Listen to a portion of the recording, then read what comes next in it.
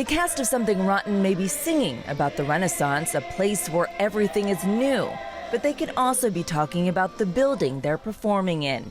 Kelly Wright is part of the ensemble and the first group to rehearse in Theater Charlotte's newly renovated auditorium. It has been a workout and a challenge, but it's so much fun. It is such a funny show. It is so high energy. This cast is insanely talented. Okay, so Joe just took his bow.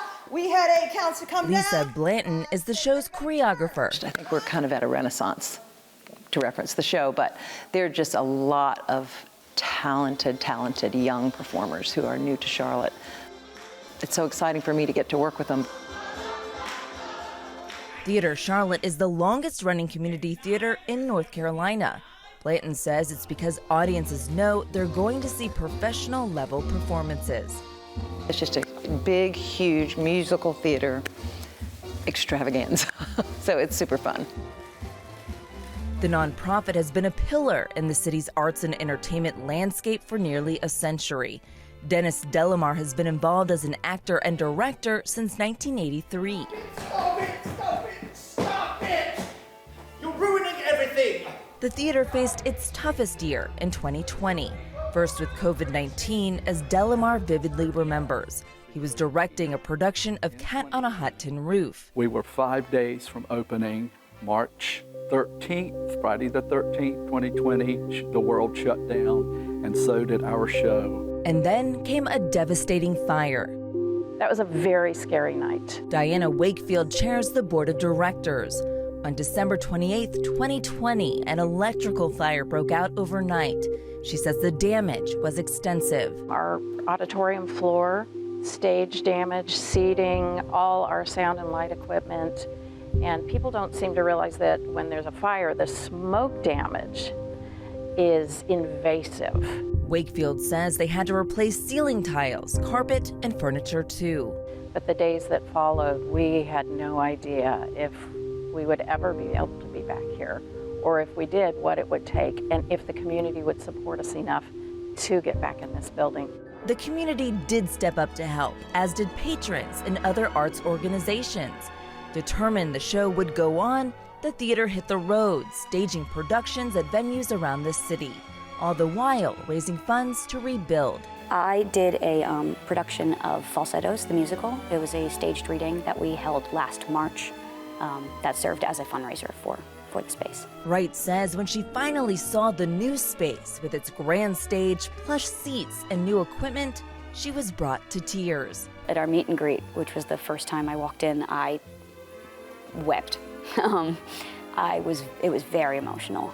It's taken 3 years, but Theater Charlotte has returned to its longtime home at 501 Queens Road, just in time to kick off its 95th season with the musical Something Rotten.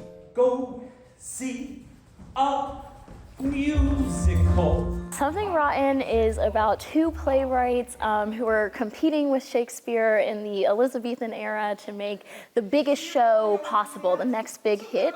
And these 2 playwrights come out with the world's first musical. Brianna Mayo is new to the Queen City and says she chose to audition for Theater Charlotte because of its stellar reputation. Did my research and everyone raved about the shows they did, but also the people, and that's really what I was looking for. For Mayo's first show, she's part of the ensemble.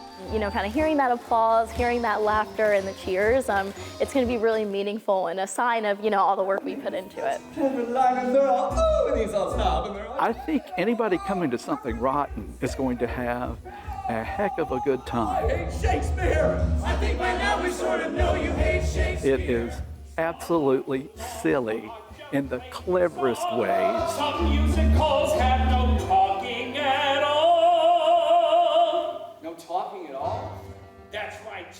For decades, the volunteer-driven community theater has been staging revivals of musicals and plays. I smile and take a breath and say, we did it. We're back. You could say Pat Heiss is the unofficial historian.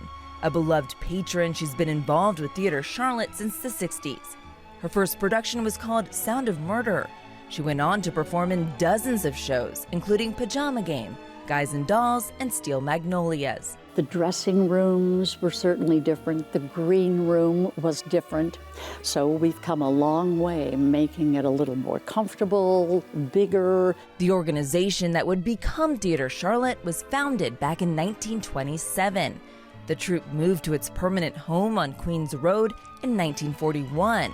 Since then, it's been a second home for hundreds of actors, stagehands, volunteers, and lovers of the theater. That a lot of the people that have been on this stage who have gone on to New York, on to Broadway, or have gone on to do wonderful things in whatever they're doing, whether they're working on set design or makeup or costuming, that have gone on, and they all started right here in Charlotte. Heiss says no matter the decade, the smell of the theater and the feeling you get on stage never changes. The nonprofit wants more young people to experience that feeling. It plans to restart the Student Theater Guild this summer and expand outreach to local schools. There's a song from a show that I did called Follies. And it goes, good times and bum times, I've seen them all, and my dear, I'm still here. That's the theme song for Theater Charlotte. She's still here. And the future for this beloved community playhouse is as bright as the stars that grace its stage. For Carolina Impact, I'm Rochelle Metzger.